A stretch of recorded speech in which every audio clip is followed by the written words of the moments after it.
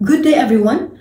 The content of my video for today is not all about my medical stories, it's not all about my travel, it's not all about my gardening or whatever, but it is all about social media awareness. Last Thursday, August 21, 2025, my FB was hacked. Early morning, I received a security alert from Facebook that someone is logging into my account using new device. But I was late. When I poked this wasn't me, na-change na niya ang password at napasok na niya ang FB ko.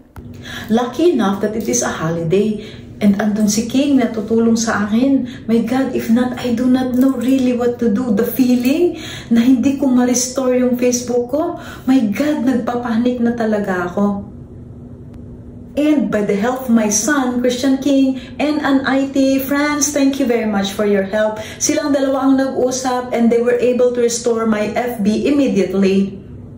But the worst thing is, may nabiktima ang hacker na to. Kasi ang inatake niya talaga yung messenger group ko. Isipin mo, dinilit niya ako sa lahat ng messenger group ko na ako ang gumawa. So, siya ang pumasok na coordinator. Oh my God! Of all those people, may naniwala na I need money daw, na humihingi ako. So, I don't know what comes into her mind, bakit siya nagbigay. So, we are going to talk about the red flag. Kailan ka magbibigay ng money at when ang hindi ka dapat magbigay pag money na ang pinag-uusapan. Gustong-gusto ko talagang gumawa ng awareness talk immediately, pero you know what, hindi ako makaget over agad eh. I really talk to this victim na bakit niya naisip na manghihiram ako ng money sa kanya, no? It's early morning. So, since it is a holiday daw, according sa kanya, wala daw siyang magawa. So, pag kita daw niya ng phone niya, ay si Doc Sitoy, nangangailangan siguro immediate ng pera. Nasaan kaya siya? So, nagbigay siya talaga. Pero, ang nakakatawa doon, number one is, titingnan nyo talaga kung itong tao ito, paano kayo nagko-communicate. Ito yung mga red flag ha. Kasi ako, pag nakikipag-text ako sa isang tao, I always start the communication by greeting them. Ngayon, kung hindi ka greet, tapos ako yun, syempre magduda ka na, siya ba to? Number two, look at the person. Ito bang tao na ito? Talaga bang nangungutang o hindi? Diba? May capacity ba siya na mangutang o wala? Parang ganon, no? So, number 2 yun. And number 3 is, kung convincing talaga yung tao, pag tumawag ka sa kanya, tapos hindi siya nag-reply, meaning, hindi siya yun. Kasi ikaw ba naman, kung mangungutang ka ng pera, di ba, pag tatawagan ka, sasagutin mo kasi you need money. So, nung tinawagan niya, hindi pati sumagot.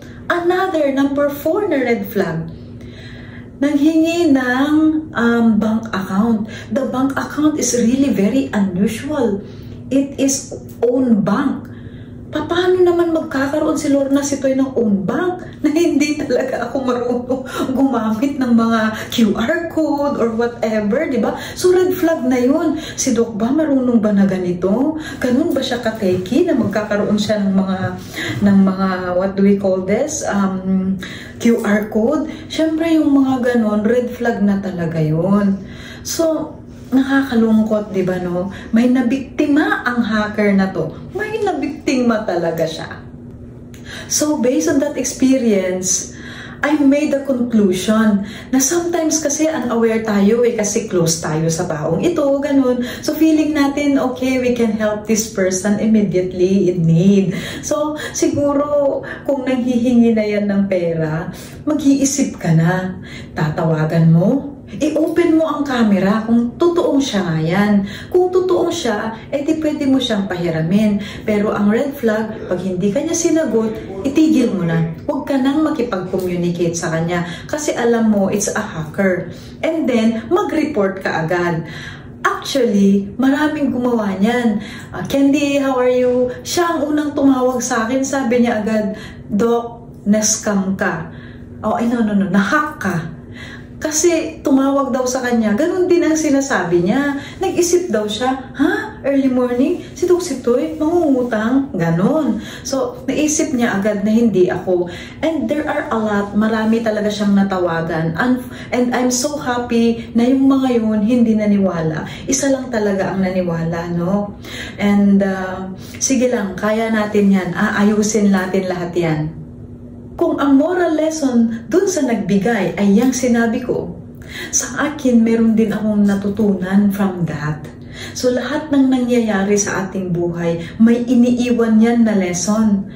Kasi ako yung tipo na, let's say for example, I created one account. Tapos naglagay ako ng password. Yung password na yan, nakakalimutan ko na, nagiging forever password na niya yan. So siguro kaya mabilis nilang ma-hack yung aking account. Kasi minsan nga nakakalimutan ko na, re-retrieve ko na lang sa ibang mga computer. Ano na nga ba yung password ko? So that is not good pala. Ang moral lesson sa akin, please, or ako mismo, change my password regularly. No? Let's say for example, feeling mo, may nabigyan ka o nag-open ka sa other computer na free wifi, ganon, huwag tayong pakumpiyansa. Dapat, right after that one, palitan natin ang ating password.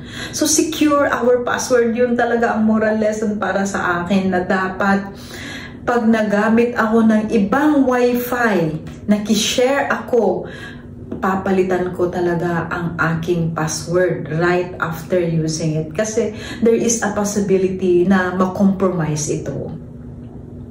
Sana may natutunan kayo sa experience kong nakakaloka. Mahirap ang feeling, guys. Pag feeling mo na, oh my God, nahack ako. Mahirap talaga. Ang hirap kong makarecover. Kaya imagine, ngayon pa lang ako nakashare sa inyo after all. And natatakot na akong gumawa ng messenger group. Kaya guys, if mayroon akong ang tawag dito, bagong video, siguro for those who are in my Doctora Lapachera groups before, bibigyan ko na lang kayo ng isa-isang link. Yun na lang, sigurado manggagaling talaga sa akin. Di na po ako gagawa ng messenger group. Natakot na ako. Natakot na talaga ako. At dito po nagtatapos ang aking kwento.